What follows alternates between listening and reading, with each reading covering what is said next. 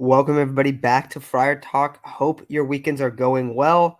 Outside of the Padres, of course, because once again, we're on a live stream. We're talking about disappointment, talking about a team that frankly has been maybe most disappointing team in the league this year and the most disappointing Padres team we've ever definitely seen and probably honestly ever, probably in history.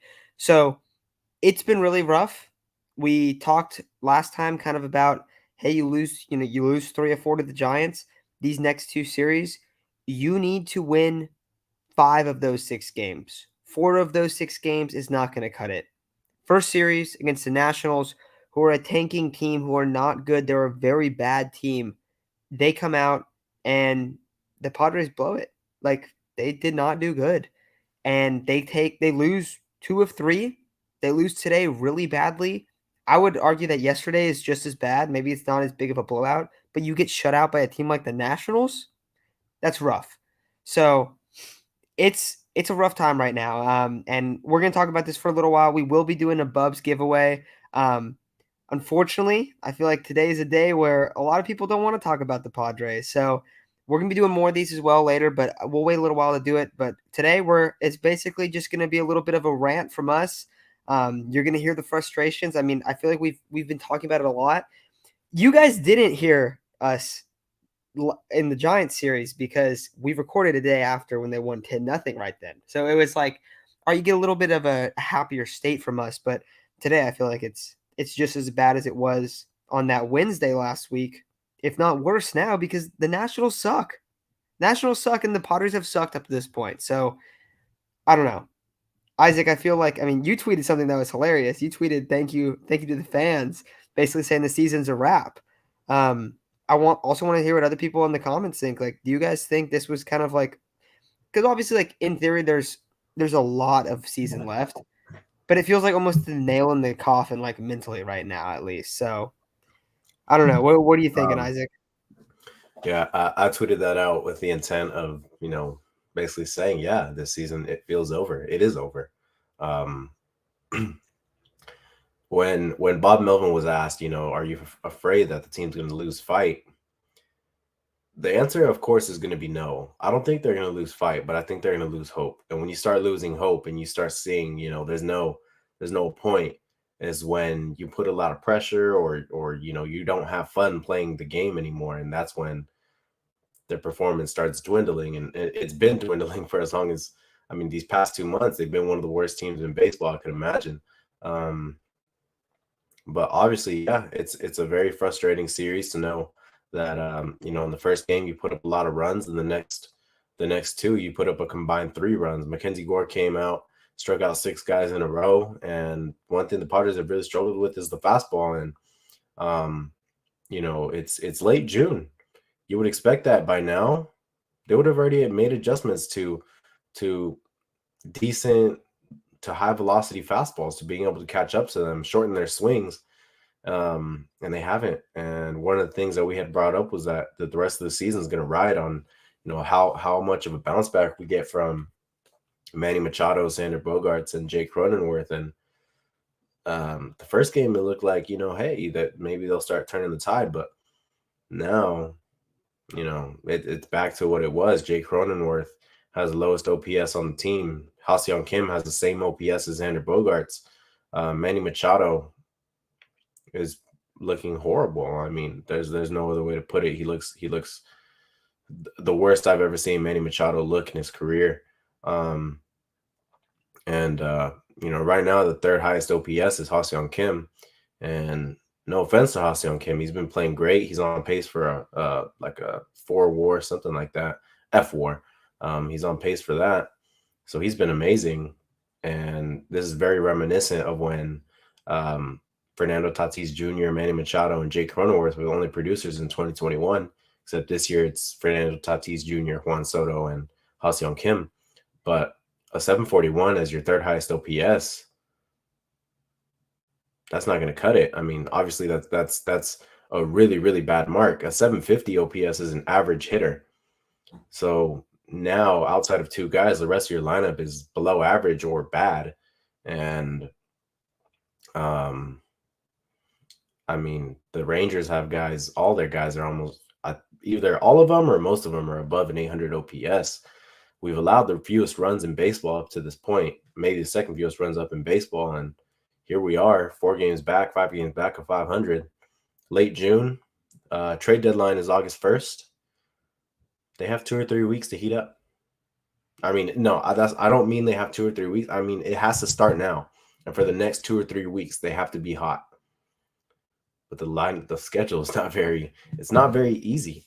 Um, if I remember correctly, it's a pretty tough schedule. So I don't really know what to think of it right now, man. I mean, like I said, the trade deadline's in 4 weeks, and right now it looks like Snell, Hader, and maybe even Juan Soto only have a month left as Padres. So yeah, I mean, don't really know what to think, man. I honestly, I've had faith up until this point. I've had hope that they'd bounce back and be that Cinderella, not even a Cinderella team because they're supposed to be in the playoffs, but be that bounce back team. And I think after today, I I don't even want to watch anymore. Dude, and I feel like that's a lot of people too. I mean, like you're watching and it's just like the team looks lifeless. I feel like the fact that the pitching has been so good. You said second least runs in the league, right? It's like first or second right now. It's them or the Rays. Keep in mind, it's them or the Rays. Meanwhile, the Rays are the best team in the sport, and the Padres have just really, really sucked. And it's only the offense. It is only the offense to blame. Obviously, like you lose a couple games, like you lose 2 games to the Giants because the bullpen falls at the end. That doesn't matter. They've lost so many games by 1 run when they hit 1 for 10 with runners in scoring position, and they put up 3 runs and they or 2 runs or I don't know, like Saturday 0 runs.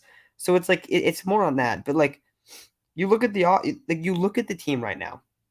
Jake Cronenworth has been awful. His contract hasn't even started. I don't know if you knew that, Isaac. Um, so something that's kind of confusing to me with Jake Cronenworth is like, I mean, I have a Cronenworth jersey, right? I'm a big Jake Cronenworth fan. After this year, he had 2 more years of arbitration, which would have ended in his age 31 season, right? Instead, they gave him a 7-year contract. So his contract from ages 32 to 36, he's going to be making $12 million. That doesn't even make any sense. They weren't in a spot where they needed to sign that. It was like they were trying to be the Braves, but doing the opposite thing that the Braves do, because the Braves will have guys when they're younger. Like, you don't want a guy when he's late 30s. Like, that's not what you're trying to do in a deal. Like, it didn't really make any sense. Like, it was cool that they like brought him back and they like invested, like, hey, I want, we want to rock with Crone and stuff like that. But it doesn't make any sense. And now you look at the lineup, he's been terrible this year. His Bogarts Bogarts has a 730 OPS. I mean, Bogarts has been bad. Ha-Seong Kim. Basically, there have been 3 good players offensively this year for the Padres: Juan Soto, Fernando Tatis, of course, and Ha-Seong Kim, and that's it. And Ha-Seong Kim is a defensive first shortstop, but you you had him for $7 million. And then you decided, what should we do? We should sign a shortstop for $25 million when the contract's gonna end and he's 40 years old. We're gonna go all in. Because that's the thing. Like, we can focus on this season too right now, but like we were talking about this before. I'm more worried about the future. Like this season, like, yes, it's not over, nothing like that. I mean, like, it's early on, but like it's been so bad in a like, oh, like all in type season, all in type deal, that it feels almost like the 2015 blow it up. And that's awful. Like, you see the core, you just went and trade everything for Soto. Like, it's a really frustrating spot to be in. And we look back on this series and like you have the Bogarts home run on Friday, and then there's nothing. I mean, that's his first home run in like a month or so. So it's been rough. I mean, the starts were good. Like, you couldn't really ask for that much more. Like, Lugo was all right today. The bullpen fell apart, but like it's no offense. That's the whole thing. You lose on Saturday 2-0. You you have you have a guy sub in coming up from AAA with a 7 ERA for a guy that's for Walker who's been one of the best pitchers in the league up to this point, and you only allowed 2 runs all game and you can't win against the Nationals in that one. Like Mackenzie Gore came out today, threw 6 straight strikeouts in the first 2 innings, just carved up your middle of your order that's worth like $1 billion. The guy that you traded away, like it's just like anything that happens lately, it's been terrible, man. So it is rough. Yeah, no one's clutch. Kim is the only like positive. I mean, because like what do we expect from Juan Soto and Fernando Tatis? What they've done. I think defensively, Fernando will give you a plus there because we didn't expect him to come out and be as a beast. Outside of that, positives offensively for the Padres are only Ha-Seong Kim, and he has improved, a couple times, like a little bit each year, and he's made consistent improvements. He's been a beast. He's been a great signing. I remember people were complaining about him at $7 million. He was already producing well over $7 million, but then they didn't extend him, bro. They signed a different shortstop. They moved Fernando to the outfield, and then they extended Cronenworth. Kim only has 1 year left on his deal after this year. So it's like the one guy that's been balling out is like the only guy you guys didn't give an extension to almost. So it's just a frustrating time, man. And I want to see what other people are thinking here. I'm gonna look through the comments, but I don't know, Isaac, in terms of the series, what were the kind of the standout points, do you think? I mean, there's nothing good that came out of this series. Um, I guess what stood out to me was the lack of heart, the lack of drive, the lack of enthusiasm, the lack of fun, how boring they are, how much they suck. I mean, realistically, what they are. This is the most boring Padres team I've seen in the past few years. I even had more fun in 2021, even when they were, um, maybe not when they were going through that stretch, but um, I don't know, man. It's a very weird dynamic when your pitchers and the defense. I mean, I don't want to give too much credit to the defense because it's mostly the pitchers, but when your pitchers have allowed the second fewest runs in baseball next to a team that has the best record in baseball, and you have one of the worst records in baseball, it's very clear what the issue is, and it's the guys that got the contracts. And yeah, I talked about this a lot last time we were on, but it's the guys that got the contracts, man. It's Jake Cronenworth, it's Manny Machado, it's Xander Bogaerts, Nelson Cruz, Matt Carpenter, all those guys. They're going to be the ones that are to blame for me. And like I said, they got to start getting hot. Literally, I mean, starting next game, they got to start getting hot because if not, August 1st, we're starting to look at a team that's going to sell. AJ's going to sell what's not going to be his the next year. And I just don't understand. I don't understand what's going on right now. I mean, it's easy to point out who's been bad. It's like, other than that, everything's been Fernando's been great. Juan Soto's been great. Kim has been great. But the issue still runners in scoring position. Nobody's doing anything. You got Gary Sanchez came up with 2 outs, bases loaded, didn't do anything. And I mean, when it comes to the end result, I guess they still would have lost the game. But even the day before, they only went 0 for 2, the runners in scoring position, but they left 7 guys on. It ended up being a 2-run ball game. You even get 1 hit, you're probably looking at a tied ball game. And everything imploded when Tim Hill made 2 pretty costly mistakes. And this is just a very it's a bad baseball team. They lack fundamentals. I think they lack heart. I think they lack passion. I understand losing sucks, and it can be hard to go out there every day when you're not playing your best, and you don't feel like being out there because you're not winning. But the only way to turn it around is I mean, I feel like they're at their best when they're having fun, and they haven't been having fun. Of course, winning is fun, and they haven't been winning. But yeah, I mean, we know what the issue is, and for whatever reason, no sort of adjustments have been made. One of the worst hitting teams when it comes to fastballs, and That's been the same thing throughout the season. Even last season, they're one of the worst hitting teams against the fastball. And for some reason, nothing has changed. Nothing has changed. Um, one of the worst hitting teams against righties. Still, nothing has changed.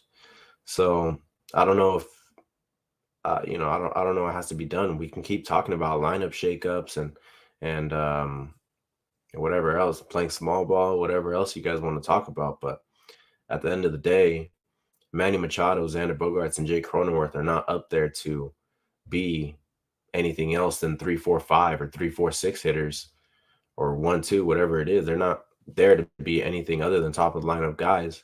They're not there to bunt. They're there to be 850, except for Jake Cronenworth. The first two guys, Manny and Xander, are there to be 800 plus OPS guys. Manny's there to be an 850 plus OPS guy. Xander's there to hit close to 300. Jake's there to hit 730, 740. And as of right now, neither of those guys are doing what they were signed to do. And I go on Twitter and obviously, I talk on here, and a lot of people blame Bob Melvin, and I mean that's just not the case. It's really not the case. It's the roster construction. It's having Matt Waldron throw for a $270 million team. And that's I'm not trying to say he was bad or anything. I thought he had a good start. Obviously, the numbers show he had a good start. He kept the team in it. But a $270 million team normally does not have a AAA guy with a 7 ERA come up and throw. That's a fact. That's not what the Dodgers have had. That's not what many of the top teams in baseball when it comes to payroll have had. And I mean, this $270 million team should not have Matt Carpenter with a 670 OPS pinch hitting. They shouldn't have a guy you picked up just a few weeks ago pinch hitting in big spots. So players and Preller, man. Players and Preller. It's very obvious. Yeah, I mean, I'm there with you. And looking into it, like I think this is an interesting point right here. Brent asked this way earlier in the chat, but he said, at some point, we're gonna have to start blaming Uncle Peter for keeping Preller. And we were talking about this before. Today is the type of loss where someone gets fired. Like, and I'm not saying that's gonna happen, but it's the type of loss where it's like, we just got beat by the Nationals, who haven't won a game or won a series in June. Haven't won a series in June. They come in, they beat us when we're supposed to be in a bounce back mode because we just blew a huge series against the Giants and just get kind of smacked at home against the Nationals, against a guy that you traded away. So yeah, I mean, I would find it hard to believe that Preller's not going to get fired unless there's like insane turnarounds from this team.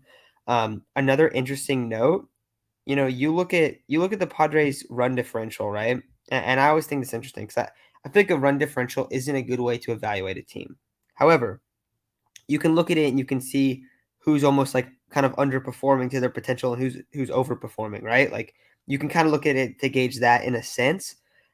The Padres are a plus 31 run differential team, right? Their expected win-loss record and the expected win-loss records of the Diamondbacks, the Dodgers, and the Giants are all within one single game of each other. The only difference is that the Giants, the Dodgers, and the Diamondbacks are all fighting right now for a wild card and to win the division, and the Padres are multiple games back. There's 7 games back from those teams right now. That's the difference. But their expected win-loss, if you look at just the runs, that's what it is. And why is that? It's because you go back-to-back games and you put up 10 runs, 13 runs, and then you go, oh, we're going to just absolutely do nothing offensively the next 2 games. And it's up and down. It's up and down. It's up and down. So, I mean, it's hard. It's hard to really be confident in this team. So, I'm there with you. I'm going to keep looking through some comments here. In a few minutes here, we are going to do I mentioned it before. It's in the title. We're going to do a Bubs gift card giveaway, $50. So if you guys just type your name in the chat, and I'll put it up there, and then we'll spin it. We'll do the random generator thing. So put your name in the chat if you want to enter. We're going to be doing these every single Sunday. So for the next, I think this Sunday and then the next 3 Sundays. So if you're listening to this pre-recorded, if you're listening on podcast, whatever it is you're listening to after the stream, we'll do it next Sunday at 5 p.m. as well. So just so you got that in mind there. But yeah, so start filing those in. But Isaac, I see you got something up here. You wanna talk about it? Yeah, thank you for the I don't know what it's called, super chat. I don't know, but it says this team seems like they're toast. To be honest, season has been like a book with chapters. Started off solid. Next series looking bright. Then Dodgers spanked them after Kershaw meme, and they've fallen off. I mean, yeah, that's in chronological order. Yeah, that's what happened. Same thing happened with the Giants last year, man. The Giants started off last year really hot and then cooled off. That's exactly what's happening right now. Yeah, I mean, like Padres media, they're not going to tell you that they're cooked. That I mean, they're not. They're just going to keep saying a lot of baseball left. They're going to pick it up. They're going to be in that 6th wild card spot. They're done. I mean, it really feels like they are done. They only have, like I said, they only have 3 weeks, man.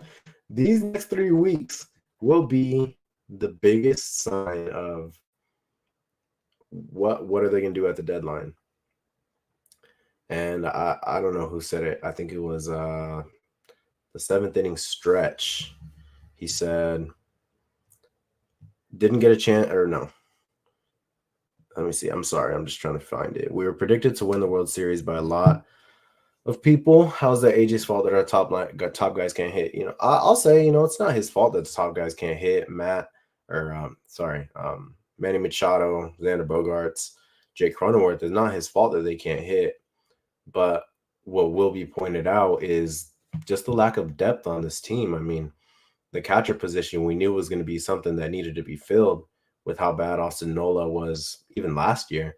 And we were relying on a guy that the Padres didn't really seem like they liked up until this point, which is Luis Campusano. And then you have to bring in Gary Sanchez, and he's gone super cold. Granted, he hits home runs, which is much more valuable than Austin Nola, but he's gone super cold. And then just the lack of depth, man. If Jake or Kim or Bogarts, even Machado go down, the next guy up is Odor. Odor has been okay, but he was signed off the streets also. He signed Matt Carpenter for 2 years at $6 to $7 million each year. He signed Nelson Cruz. I mean, the DH is supposed to be a part of the order that hits for over an 800 OPS easily. That gets a lot of home runs. That's probably the worst DH combo in baseball right now. It's also bad that, you know, we haven't been able to see guys develop. We haven't been able. Ryan Weathers is not a valuable piece right now, and he was supposed to be a valuable piece by now. By now, his ETA was around 2022, 2023.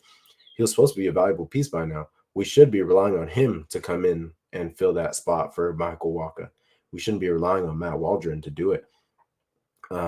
It's just, you know, of course, it's a top-heavy lineup. It's not his fault that the part of the lineup that is top-heavy isn't performing, but there are obviously some organizational issues when development has been a problem for the Padres for who knows how long, and depth is the biggest problem for the Padres this year. The biggest thing that got the Padres to where they got last year was they were able to throw in Bell, Drury, Myers.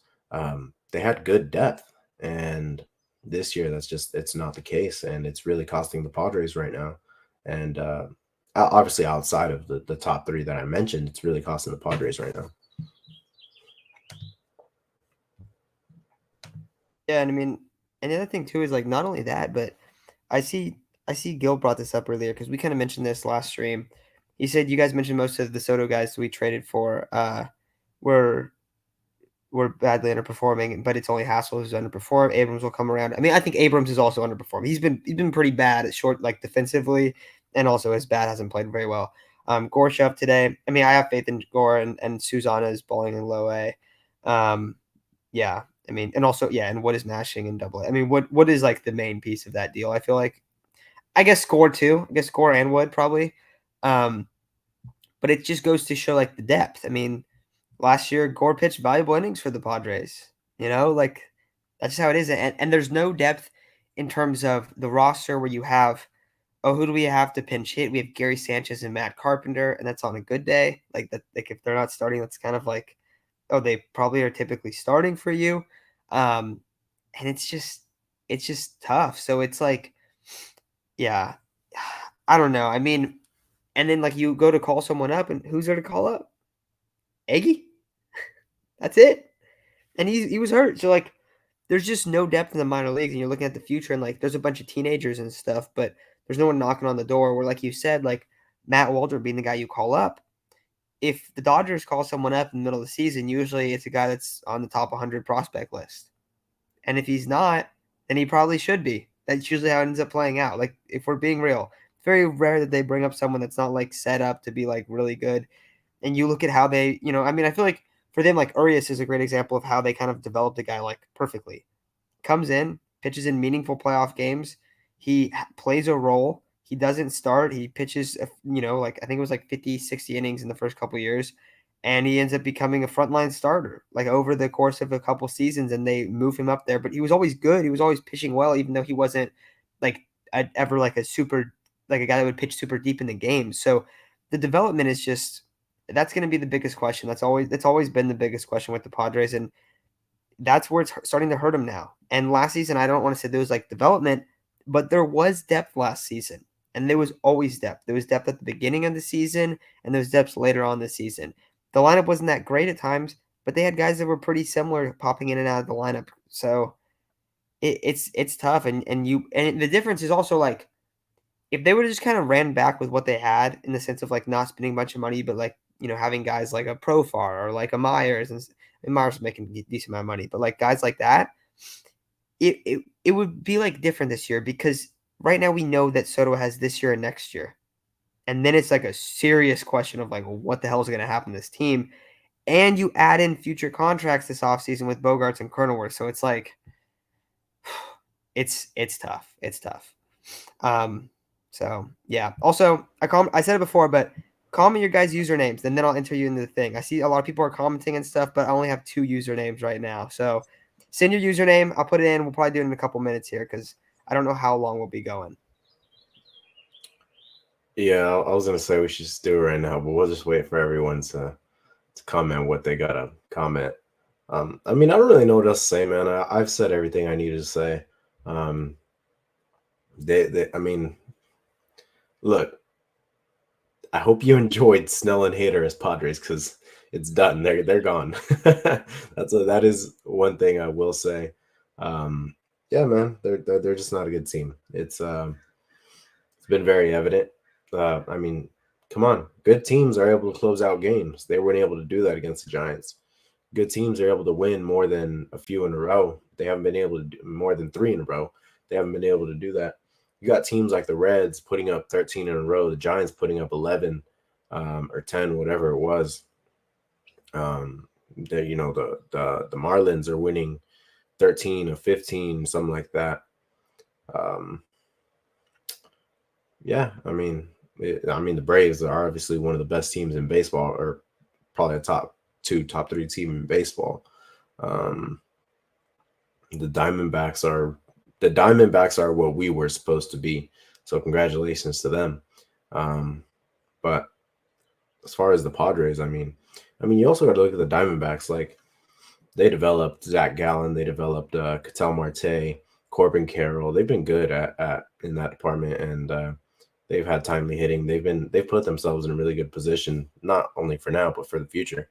Padres, man, I mean, it's already been said that a lot of the future rides on this season, and um, it's right now it's looking like they're not going to be a good team, and it's so disappointing, because yeah, and you can also say this is Fernando's fault because he wasn't around for the playoffs last year, but we got to go another year without having one of the best players in baseball in the playoffs. I think we could do significant damage if we're able to get there and have Fernando in there. I think that was maybe the main thing missing in that Philly series was, they had Bryce Harper, who was super hot, but we would have probably had Fernando Tatis Jr., who could have been super hot as well.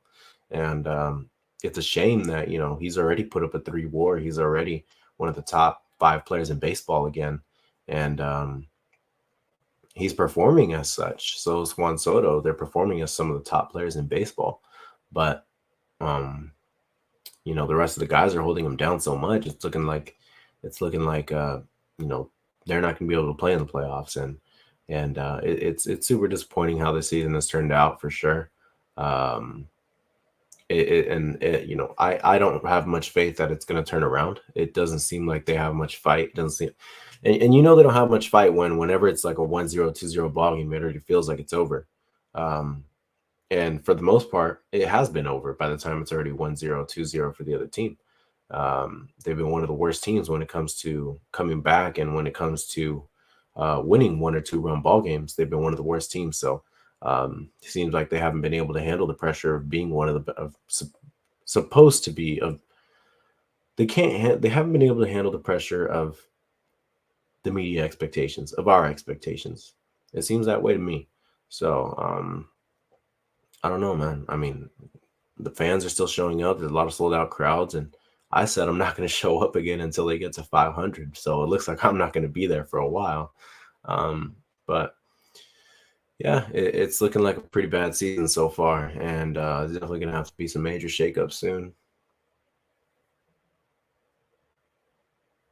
Yeah, and I think that's the thing that's so interesting. Like, I also think you're right. Like, we might as well start getting these hater trade packages rolling, dude, because that's starting to seem like it's going to be a lock. If they trade Snell, that one's going to hurt too, because that's going to really deplete you a lot. Um, and I mean, Manny sucked. It's rough. Boycott at Petco. Okay, it's not like it's the age. It's not like you're leaving and not spending money on the team. The commitment from the ownership is there, and I think that's what makes it even more frustrating. I think that's what makes it even worse, you know?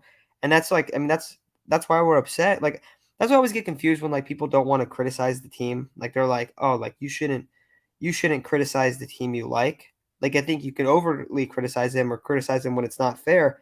But if there's issues and there's guys that are in the front office that are known to be like I don't know, like kind of create a toxic place and you can't do things and your organization can't do things, saying that they suck at certain things or saying that they're bad is not a bad thing to do. You know what I mean? Like I don't know if I mean actually I do know you probably feel the same way, Isaac, but like it's just confusing because it's like yeah, like we're ripping on the organization, we're ripping on the team and stuff. It's like we still want them to go out there and ball out. Like if they go and they win 14 in a row, or what was it, Isaac? 21 we were talking about, and they shit the bed. Um, Yeah, we were saying 21. if they go and do that, that's what I want to happen. But like, do we really feel that way? No, we don't. Um, so yeah, guys, last call. We've got a bunch of names in here. If anyone wants to add their name to the giveaway, now, forever hold your peace. We'll be doing more of these. So anyone not listening, maybe we'll do like a Twitter one. Like we'll kind of play around with it and maybe do a couple different ways. But we'll definitely do another one on stream on a Sunday. We got the Bubs logo in the top right. I do want to say thank you for them for doing this with us because we just basically hit them up. We're like, hey, like we like you guys. Like you guys are a cool bar. Fire department. My dad's a firefighter in San Diego, so he's like, hey, these guys are super cool to us. There's a fire station right there. So everything's been very positive from them, and they've been super cool to work with and stuff. So we were pumped to do it.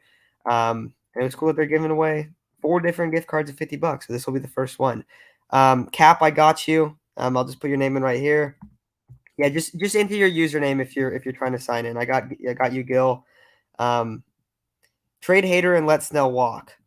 Well, if you're gonna let Snell walk, that's you might as well trade him because anyone that would be trading for Snell would be trading for a front end starter for the second half of the season. Oh, Isaac is entered. um, but yeah, what is Bob supposed to do? He isn't hitting with runners in scoring position. Yeah, I mean it's not. I don't think it's on Bob either. I really don't. Um, I don't know. I don't know. Yeah, dude. I mean, Carlos we don't Beltran know would be what's a great wrong. hitting coach. Yeah, I mean, that's the thing is we don't know what's wrong. I mean, we know what's wrong. We just don't know how the team's gonna go and fix it. I mean, there's such limited time. Yeah, and that's the thing. Like See, 7 games doesn't even seem that far, but it's like it's different when it's 7 games and you're well under 500 and it's the same problems every day, and it's like, oh, they're good. Oh, they didn't score. They scored 2 runs in Mm, 3 games. Oh, they're mm. back. Oh, no, no, because I think they're still the team that's been shut out most of the league. They were leading that category by quite a bit a little while ago. So Dude, that's the thing. Now you got the Pirates, and the Pirates have sucked. Um, and I don't know if you know this, but I think we were the Nationals. They only had one or two shutouts up until us. Um, so I mean, I see Corbin asked me, "Do you still believe Otani will be?" Hell no,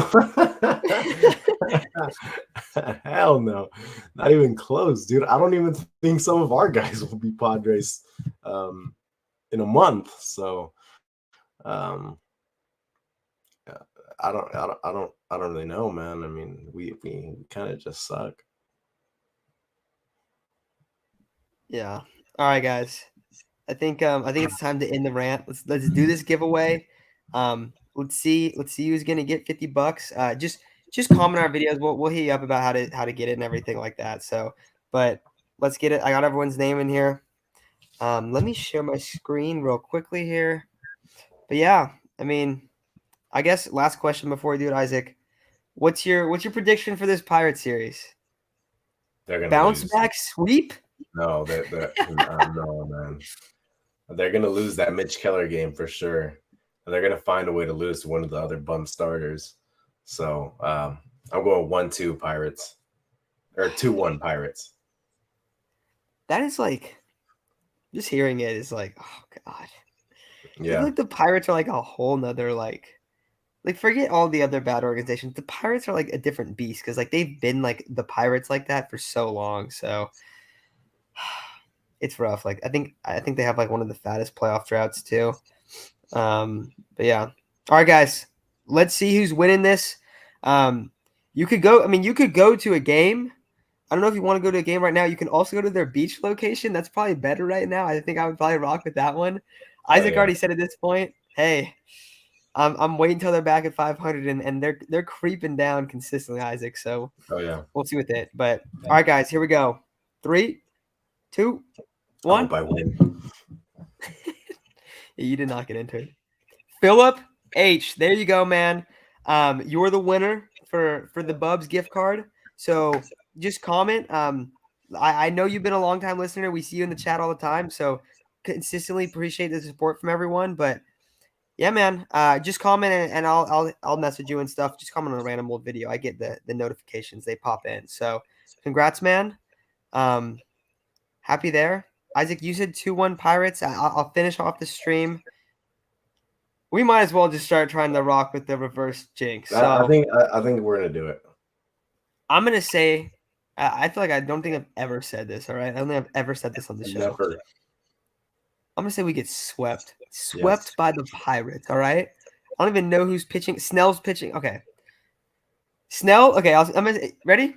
We get swept by the Pirates. Not only that, Snell goes 7 shutty, and we lose 1-0. All right, that's one. I'm being pessimistic from here on out. All right, so Me too. yeah. Yeah. All right, guys. I think it's probably gonna do it. Sneak peek for the future of Friar Talk right now. There's gonna be an episode on should AJ Preller be fired Monday or Tuesday. I know we've brought it up. Should we do it? We'll talk about it. There's gonna be one very soon because it's time to talk about it, and I'm excited to talk about it. Honestly, maybe we'll do a quick revisiting of all the Preller trades. I think tomorrow morning I might have a massive tweet rant of just all the different problems with AJ Preller. So tomorrow's gonna be hating on AJ Preller day. So just I know that there's gonna be a couple people listening right now. I know JDS is listening. He's probably pumped to hear this. He probably I know JDS probably doesn't smile too much when it comes to the Padres just because he'd be absolutely ripping on him. But I think if we're talking about firing AJ Preller and pressing AJ Preller, he might be happy about that one. But yeah, so I'm actually excited to do it. I feel like we've been pretty positive since the end of 2021 and the beginning of 2022. We were pretty concerned with certain aspects of the team, and they kind of adjusted them last minute. But yeah, It's yeah, you're right. Not Knight Rider says it, dude. We need to hear. Johnny says I'm cooking right now. Appreciate it. I mean, we're just kind of talking shit at this point, but it's fair. It's fair to do it right now. So yeah, everyone, thank you all for listening. We'll have an episode out soon. We'll talk about that stuff. Unfortunately, I got mad busy at work this week, and I wanted to put a thing out about Xander Bogaerts, Matt Carpenter. I will do that this next week. Kind of get back into the flow of doing the shorts because I think those are pretty fun too. But yeah, the Preller rant is definitely overdue. Yeah, it's gonna. I think we're just gonna be angry for a little while. We should put a Preller rant on, and then we should also do one like, are the Padres gonna be sellers? Because like that's that's crazy, man. That is crazy that that's becoming a reality, but it seems like that's the case. So, all right, everyone. Thank you all for listening. Congratulations to Philip. We'll get you a gift card. We'll get that all set up. But have a great night, everyone. Hopefully, have a good rest of your weekend, and hopefully, I mean, fingers crossed that the season does turn around. But it's getting to desperation time right now, so it's hard to feel that right now. But all right, y'all. Have a good night, and we'll talk to y'all soon.